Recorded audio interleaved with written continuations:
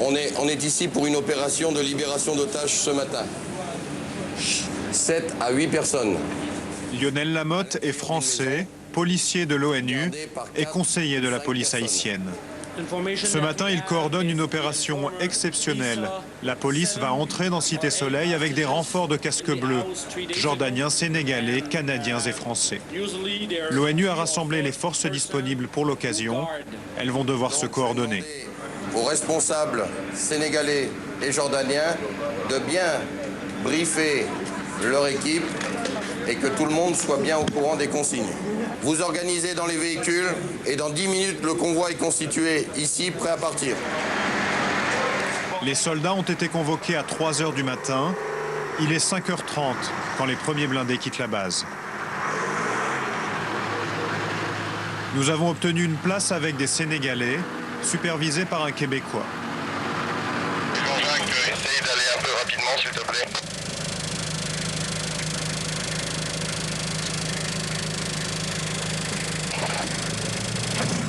Le temps que le convoi entre dans la cité, il fait déjà grand jour. On continue tout droit, le blindé sénégalais, t'as pas viré à la bonne place. Effet de surprise manqué, reste encore à trouver la cache du gang. Non, tourne à gauche, l'autre côté. Le blindé sénégalais, il faut rentrer dans la rue. Les soldats viennent ici pour la première fois et les indications de leur informateur ne correspondent pas au plan. Oui, Jean-Jacques, il faut que tu prennes un peu la direction du blindé, là. Il faut que tu leur donnes les ordres qu'il faut. Pourquoi? À l'heure prévue de l'opération, une partie du convoi est perdue aux abords de la cité. C'est où exactement? Ils sont à bonne place, eux? Non, je comprends rien. Je comprends rien par rapport au plan. Donc là, il faudrait descendre, sécuriser là. OK. Youf! On n'est pas à l'endroit prévu, mais il faudrait descendre pour sécuriser. Ils font l'intervention. On va procéder à la fouille des différentes maisons du secteur. Là, vous assurez bien la sécurité extérieure. Oui, c'est compris. Les ravisseurs ont disparu avec leurs otages. L'opération est un fiasco. Elle se transforme en une simple fouille de maison, un peu au hasard. On n'a rien. On travaille sur un faux et la faux ici, elle est difficile à pêcher, quoi. Ici, ils ont peur des blancs. Il y a une peur naturelle du blanc. Le blanc, pour eux, pour les gens du peuple, c'est une source d'emmerde. Donc, tu nous parles, c'est long, frère. En 3 mois, les policiers de l'ONU ont libéré 3 otages. Pour nous, un seul moyen de pénétrer plus profond dans la cité est d'y passer la nuit, prendre place dans le convoi de Médecins sans frontières. Depuis 5 mois, Loris et Fabienne font le trajet chaque jour avec la bénédiction des chefs de gang. Ils assurent des gardes dans le seul hôpital du bidonville. Là, c'est le commissariat. Ça c'est le commissariat de la police. On part toujours en convoi, on est reconnu par nos convois. Donc c'est des convois le matin pour récupérer l'équipe qui a passé la nuit. Et à partir de 5 h du soir, il n'y a plus d'activité. Bon, on ne sort plus de l'hôpital avec les véhicules. L'hôpital Sainte-Catherine est au cœur de Cité Soleil. De la terrasse, nous découvrons le quartier, immense, 200 000 habitants, sous des toits de tôle. Un accès à la mer sans surveillance policière. C'est là, nous ont dit les enquêteurs, que les contrebandiers accostent, chargés d'armes, et repartent, chargés de drogue. Cité Soleil est divisée en 34 quartiers tenus par 34 gangs. Le jour où ils cachent leurs armes, nous n'apercevrons que ce fusil mitrailleur sous l'épaule d'un gamin. Le soir venu, les civils se retrouvent au milieu d'une zone de guerre.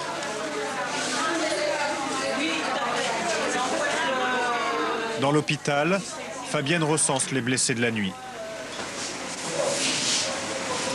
C'est quoi qu'il a eu? Tu peux lui expliquer ce qui s'est passé? J'étais en train de vendre de la canne à sucre avec un copain. J'ai dû partir faire ma toilette et au moment où je traversais la rue, une rafale est partie de la base des casques bleus. J'ai reçu une balle, je me suis écroulé.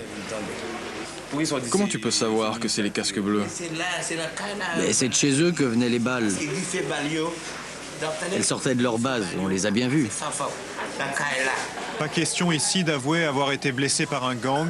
Nous sommes au cœur de leur territoire.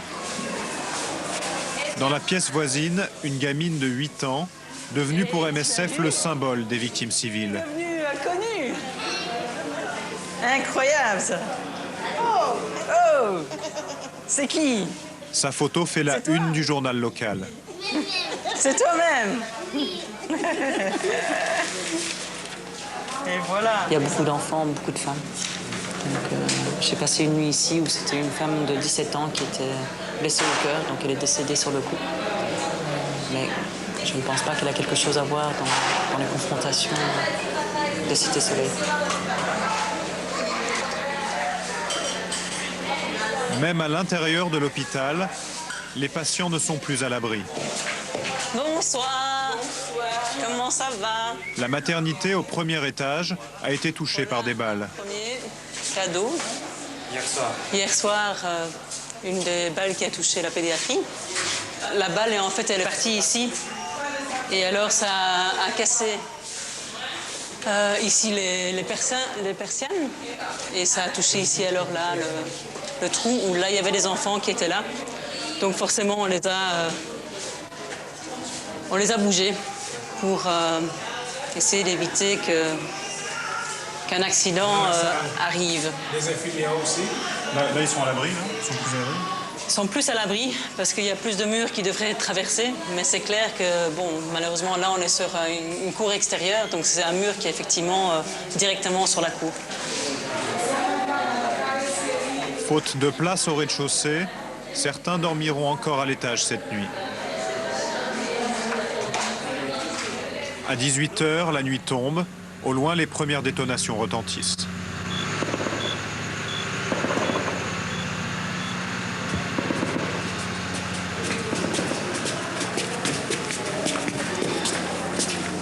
À 21h, elle se rapproche. Hier, ils ont commencé à 10h. Tu vois, quand ils commencent à tirer, tous les gamins qui sont dans la pédiatrie ils commencent à pleurer. Ils sont terrorisés. Les gangsters tirent en l'air pour marquer leur territoire, puis ils visent les casques bleus de la MINUSTA, qui répliquent à la mitrailleuse lourde autour de la maternité.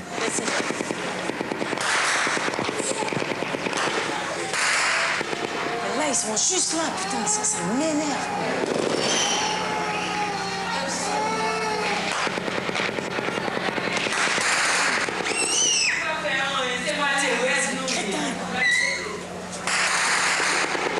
Elle a peur avec toutes ces balles.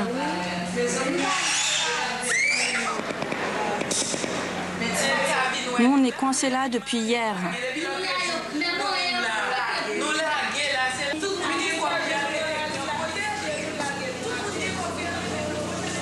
Eh ouais. Ça, c'est... Ce sont des nouveaux, hein. Et aussi là. Putain, c'est pas possible. Vous avez appelé la MINUSTA, alors? Ouais, on a appelé la MINUSTA pour voir ce qui se passe. Apparemment, il y a un char qui est rentré sous la route, sous l'avenue Soleil. Et voilà, et il y a eu une confrontation avec les groupes armés. Et ils ont dit quoi? Ils vont se renseigner. Quand elles ont fini de se battre avec les soldats de l'ONU, les bandes s'affrontent et les blessés affluent à l'hôpital.